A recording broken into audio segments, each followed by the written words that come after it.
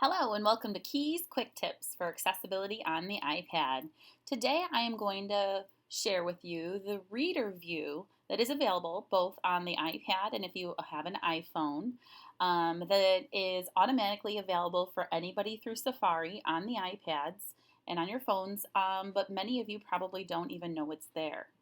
So it's something that you certainly can use to help support you with reading online and also your students as well. So I'm going to start by going to Safari. It's down here at the bottom. It's going to open up the last website that was open.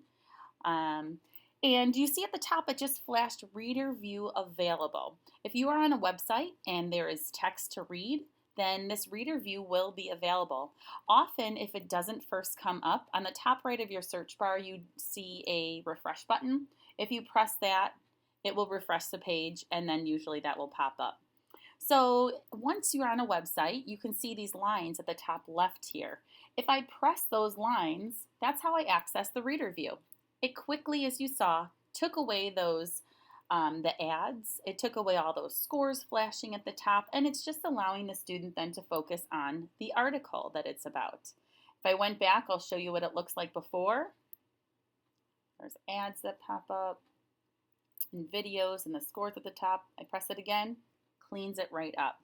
Now students have some accessibility options within this depending on their preference. Once you press those lines and you clean it up, you'll see at the top of the search bar there's now a double A. If you press that double A, this is where you can actually change the background color. See, there's a few different options. Again, this is still the live website and it's just changing it for reader ease, and you or the students choose what works best for you. And then you can change the size of the font. So I can press the big A to make the text bigger, the little a to make it smaller.